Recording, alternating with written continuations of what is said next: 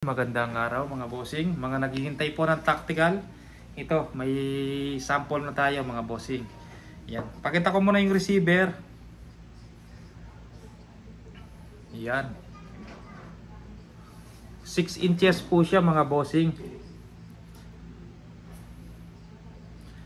Yan, yung mga unang ginawa natin na 3 inches po na hanggang dito lang. Yung nakikita natin na pwedeng i-improve pa doon sa unit, nilagay natin dito mga bossing.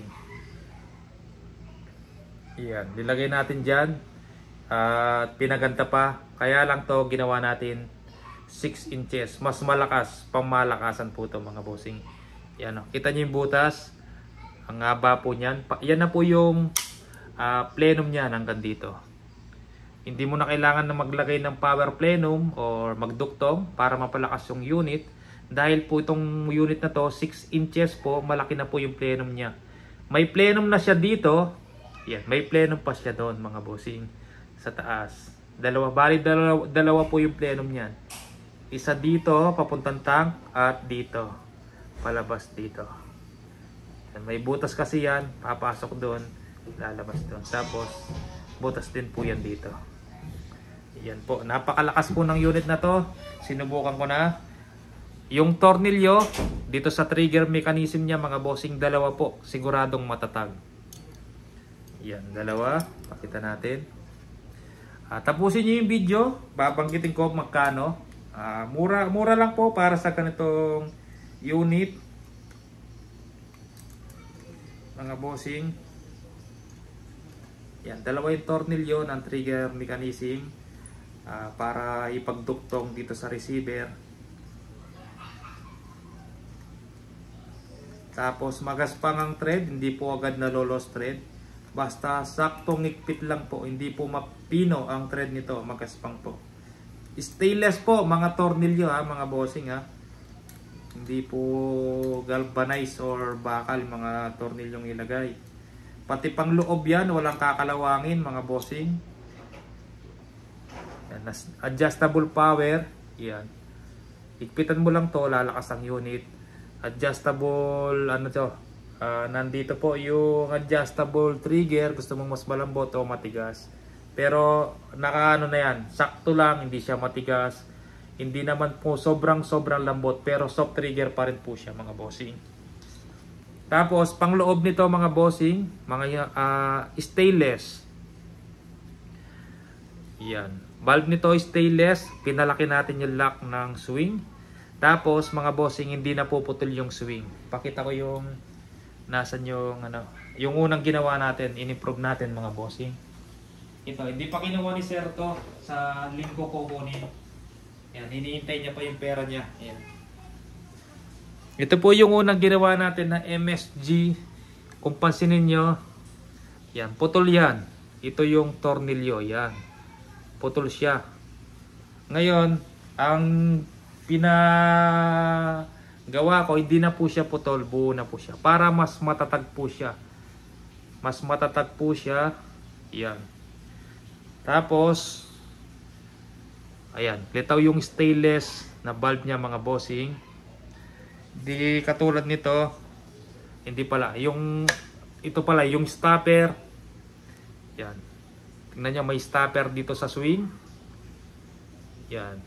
Para dito sa barrel, nakalabas ng konti. Ngayon, ang stopper naman itong tactical mga bossing, hindi siya doon. Buo siya. Pinalagyan ko siya ng pin. Pwedeng ilipat. Naka-thread po yan. Luwagan nyo lang at ilipat nyo sa kabila. Kung kaliwete kayo, kanan, pwede nyo ilipat sa kabila. Yan. May butas po sa kabila. O-ring, hindi na po siya kopa na laging tumatalsik at nawawala. Ito, minsan natatanggal din yan pero madaling palitan. Kasi bili ka lang ng O-ring, isang set sa Shopee, 200 pesos lang. Pakita ko mga bossing. Ayan. Bili ka ng ganitong O-ring, daming size. Meron kulay black, meron kulay green, kulay white. Kung anong gusto mong kulay, iyan. Nawala yung O-ring, Hanap ka lang ng kasukat doon, lagay mo na. Hindi kagaya ng kopa, mag-grinder ka pa, magbabawas ka pa, ilalagay mo dito sa swing. Minsan hindi maganda yung pagkatabas, pagkabutas. Yan ang kagandahan ng O-ring, mga bossing. Yan. Mas malaki po siya, mga bossing, kumpara dito, nakalabas.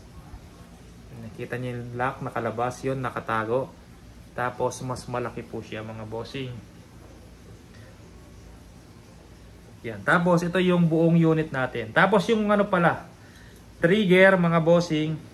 Dati mas malapad, ngayon pinabawas natin ng konti. Hindi siya ganun kalapad. Pansinin nyo, mga bossing, itong isa ang lapad ng trigger. Yan. Ang lapad po niyan, mga bossing. Ito malapad. Ngayon ito hindi siya gaano malapad, sakto lang. Parang mas nagugustuhan ko yung hindi sobrang lapad, kaya pinabawas natin. Tapos C-type po yung trigger, stainless trigger. Kada tornil ano po yan, may thread po, hindi lang po nakapasak yan na mauulog, basta-basta mauulog. Naka-thread po siya, mga bossing. Yan. Hammer, stainless din po, mga bossing. Yan, stainless din po siya. Naka-anodize po na black. Pansinin nyo, kulay black, anodize po. Pakita ko yung ibang receiver meron tayo dito.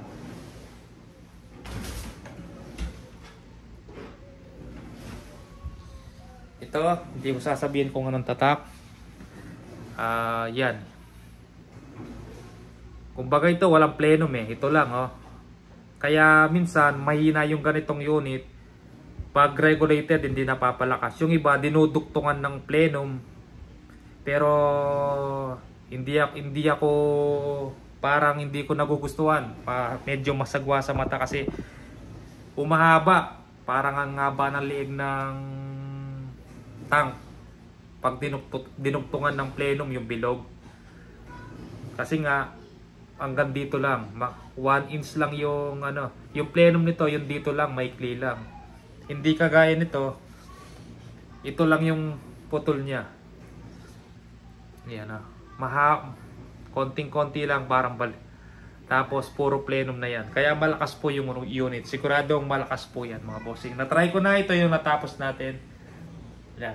Pakitapos, sasabihin ko po yung presyo, mga bossing, ha. Baka may magtanong pa kung how much. Ginagawa ko pa lang. Bali ang kulang na lang po sa unit. Kompleto na po gamit. Yan. Ito siya. Yung bat natin nandito na po. Kompleto na po. Hand grip nandito na po. Barrel nandito na po yung mga barrel natin. Tangke meron na din tayo. Taiwan tank po ang ilalagay natin. Regulator Taiwan din ang ilalagay natin. Nandito na po. Ang hinihintay lang natin yung silencer. Bali madidelay lang tayo sa silencer for reservation po to, mga bossing. Yung mga gusto lang, yung mga ayaw, wag na pong mag-comment kung ano-ano pong sinasabi. Yung sa may gusto lang po, mga bossing, ha. Gusto magpa-reserve. Itong barrel na to, pinarapol ko yung unit na to eh. May nanalo na, may nakakuha na nito, mga bossing. May silencer to, hindi lang nakalagay. Ang barrel na to ay 24 inches. Pero kung gusto nyo nang hanggang 21, yan, sakto lang 21. 21 pababa, hindi na po pwede kasi mahaba po yung tangke natin. Pwede yon, mas maliit na tangke. Kokonti yung putok, pero pwedeng gawin compact. Yari, tangke mo hanggang dito. Kala mga ganyan. Siguro barrel hanggang dyan. Pwede siya compact. Pero yung mga tangking nandito, mga available natin ganito. Ang pwedeng pagawa 21 to 23.5. Ang ilalagay natin na barrel po, mga bossing, MSG po na solid steel choke barrel, 23.5 o 21. Nasa inyo po kung gusto nyong paputol or hindi. 12 grooves po, solid steel, at babalutan natin ng itim. Babalutan po natin ng itim yan para all black, magandang tingnan. All black. Tapos ang presyo, Sasabihin ko, ito po ang kasama sa unit, barrel MSG steel, pero ito hindi ito MSG mga bossing ha. Ang ilalagay natin MSG, pero ito hindi siya MSG, sample lang to, pero ito yung nakalagay sa pinaraffle natin mga bossing. MSG Taiwan tank, hindi China. Taiwan regulator, hindi po China. Kasama na din po itong hawakan na to, plastic, retractable bat, yan, 11 ay 20 mm Picatinny, yan, railings, 6 inches po ang receiver. Yung gauge nito glow in the dark po, umiilaw po yan pag madilim. Yan, mas mahal po to sa ordinary gauge, mas mahal pa dun sa nilalagay na medyo branded na unit. Ito, halos doble yung presyo nito, yung gauge na to mga bossing. Umiilaw yan pag madilim, kulay green. Yan, sa halagang dapat po 37 po ibibigay ko to. Sa unit and silencer lang po 37. Pero kung papa-reserve po agad, magbibigay po ng down payment na 5,000, 35,000 na lang po ang unit. Unit and silencer po, MSG barrel nakalagay, Taiwan tank, Taiwan regulator, 6 inches, naka-anodized, all black receiver. Panloob stainless, pati mga tornilyo stainless. Walang kakalawangin sa unit mga bossing. At in-improve pa natin to. 4 po yung tornilyo. Dalawa dito sa taas, dalawa sa baba. Ito kasi dalawa lang mga bossing. Yan, para mas matatag po siya, hindi po gagalaw ang barrel. 4 na po ang nilagay na tornilyo. May bleeder po siya dito mga bossing. Yan. Kasama na din po yan sa unit kasi nagkakaproblema ako sa pagre-repair. Minsan, ite-testing natin, nagbubuo tayo ng unit. May singaw pala, ilulubog natin sa tubig o lalagyan natin bula. May konting leak, may konting singaw ang unit. Nakargaan na natin ng 2,000. Siyempre, hindi naman pwedeng kalasin natin na may laman. I-drain natin. Ang ginagawa ko dito sa fuse ng regulator, liluluwagan ko yan. Doon ko po, gagamit pa tayo ng tools, doon ko po pinapalabas ng hangin. Delikado po kasing baklasin yan ng may hangin mga bossing. Delikado po yun. Tsaka minsan di mo magalaw yung mga thread dahil po mahigpit, dahil may pressure po sa loob. Ito, niluluwagan ko yan hanggang maubos po yung hangin. Kung saan po yung singaw, aayusin natin, magre-refill na naman tayo. Tapos may singaw na naman, tatanggalin na naman ang hangin, nahihirapan tayo. Kaya ito, ang pinagawa ko sa CNC, kabilaan yung butas. May butas dito, may butas doon. Pag gusto mong tanggalin ng hangin, sa kamay lang. Yan o. Okay. Sa kamay lang, pwede mo nang i-drain po ang unit. May hangin po yan, napakalakas. Sinubok ko na, hindi pa po sagad yung hammer. Palambot pa po yung hammer, pero ang lakas na po.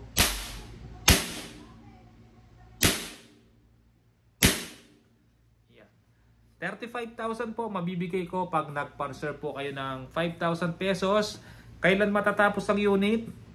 1 to 2 months po, mas mabilis pong gawin to kasi hindi po tayo maghihintay ng wood stock. Kasi ako po yung magbubuo nito, hindi ko na po papagawa ng wood stock. Dito kasi natagalan tayo sa wood stock kasi 20 pieces po yan, naghintay po tayo sa pila kaya medyo natagalan. Dito mas mabilis pong gawin mga bossing. 1 to 2 months, siyempre hintayin natin yung silencer, nagpagawa na po ako. Ang silencer po niya, hindi po CNC made na kagaya ng Fatboy. Mga ganun po yung silencer niya mga bossing, yung nakikita niyo na napakita natin.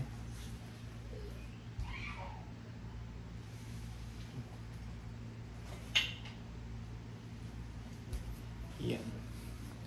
Basta yung silencer niya hindi po threaded. Yung tornilyo dito papalitan ko po ng hindi po siya allen. Sa kamay lang po iniikot. Kasi ayaw ko pong mahirapan yung mga buyer ko na Pagdating ng unit, naghahanap pa po ng allen. Bossing, paano tanggalin yung silencer? Wala po akong allen. Kasi po ito po ay kinukuha natin ganito na mga bossing. Ngayon, dahil ako yung nagbuo ng unit, yung silencer, hindi mo na kailangan ng allen, sa kamay na lang tatanggalin. Kasi yung threaded, wala tayong makuha, hindi po nagsasalang yung CNC. Busy po yung machine, may iba pong ginagawa. Ayan. Yan, sa halagang 35,000, unit and silencer, meron ka ng pangmalakasang tactical. Yung barrel na ilalagay natin, pwedeng pang slug, solid steel. Kung gusto mong pang baboy ramo, yan, pang baboy ramo mga bossing. Kasi minsan baboy ramo, yung pellet, hindi masyadong iniinda ng baboy ramo, sabi ng mga nakausap ko. Mas okay yung slug pang baboy ramo. Pero kung pang small, ano lang, alam nyo nang ibig sabihin mga bossing, malilit lang. Pag pellet ka na, mahal po yung slug. 4 pesos kada isa. Ang pellet, piso kada isa. Yan, pumapalo yan ng piso. Yung slug, 4 to 5 piso kada isa. Medyo mahal. Ako, hindi ako nag-slug, basta kaya naman patamaan. Tapos din naman tayo bumabaril ng baboy ramo. Yan, puro mga daga lang po yung pinaparil natin. Yan, sa may gustong pambundok, ginagamit sa baboy ramo, pwedeng gamitan ng slug. Kasi malakas po yung unit, adjustable power. Yan, ikpitan nyo lang to mga bossing, lalakas yan. Pag nasa inyo na yung unit, kayo na pong balang mag-tune kung anong gusto nyong timpla or kung anong bala, kung anong bigat ang gagamitin nyo. Pero bago ko ialis yan, syempre, i-tune natin, i-groupings natin ng magandang tumama. MSG steel barrel, wala pa pong sablay sa mga nakakuha sa akin ng MSG at yung mga unit na nilagyan ko ng MSG lahat po. Ang ganda po ng feedback, nag-PPF sa akin, pinapakita yung mga nahuli nilang mga daga gamit po yung MSG steel barrel. Ayan po. Sa halagang 35,000, may pang malakasang PCP ka na. Yan. PM po sa aking Facebook, Mandap Sporting Goods. Mga gustong pumila, mag-down, 1 to 2 months, matatapos yung unit. Basta maagang natapos yung silencer, maagang matatapos yung unit. Pag hindi agad natapos ang silencer, konting hintay lang po mga bossing, matatapos po. Basta nag-down ka, matatapos at matatapos po yung unit niya. Yan. Barrel, 21 to 23.5 inches kung ano pong gusto nyo sa dalawa. Yan. Kasi hindi pwedeng umikli kasi yung mga tangki ko ganito lahat.